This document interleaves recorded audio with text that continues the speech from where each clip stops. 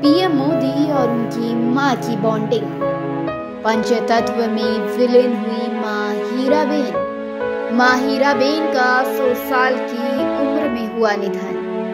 मां के साथ बिताए पलों को पीएम ने किया याद।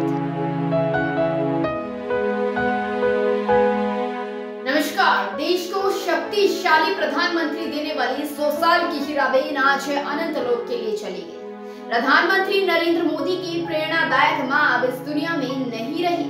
हीराबेन के संघर्ष और उनके आशीर्वाद से आज नरेंद्र मोदी देश के प्रधानमंत्री ही नहीं बल्कि विश्व के सबसे बड़े शक्तिशाली नेता के रूप में जाने जाते हैं। आइए हम आपको दिखाते हैं प्रधानमंत्री नरेंद्र मोदी और उनके 100 साल की मां हीराबेन की ऐसी कुछ तस्वीरें जो अब सिर्फ और सिर्फ यादों में ही रह गई हैं। ये तस्वीर देखिए। मां के निधन के बाद पीएम मोदी ने 100वें जन्मदिन के मौके पर उनकी कही एक बात को लोगों के बीच साझा किया है। उन्होंने बताया, मैं जब उनसे 100वें जन्मदिन पर मिला तो उन्होंने एक बात कही थी जो हमेशा याद रहती है कि काम करो बुद्धि से और जीवन जियो शुद्धि से।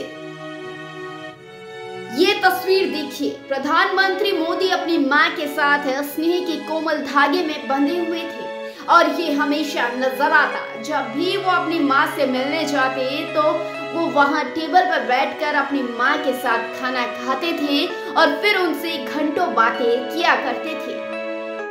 पीएम मोदी ने एक बार अपनी मां की एक खास आदत के बारे में भी लोगों को बताया था। उन्होंने कहा कि अपनी मां कभी खाना बर्बाद नहीं करती थी और जितना खाना हो उतना ही भोजन अपनी थाली में लेती थी।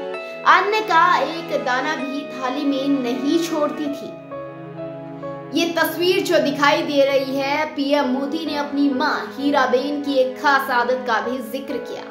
उन्होंने बताया था कि दिल्ली से मैं जब भी गांधीनगर जाता हूँ, उनसे मिलने पहुंचता हूँ तो मुझे अपने हाथ से मिठाई जरूर खिलाती है और जैसे एक माँ किसी छोटे बच्चे को कुछ खिलाकर उसका मुंह पोंछती है, वैसे ही मेरी माँ आज भी मुझे कुछ खिलाने के बाद इसी रुमाल से मेरा मुंह जरूर पोंछती थी। वो अपनी साड़ी में हमेशा एक रुमाल या छोटा तौलिया खोस कर रखती थी।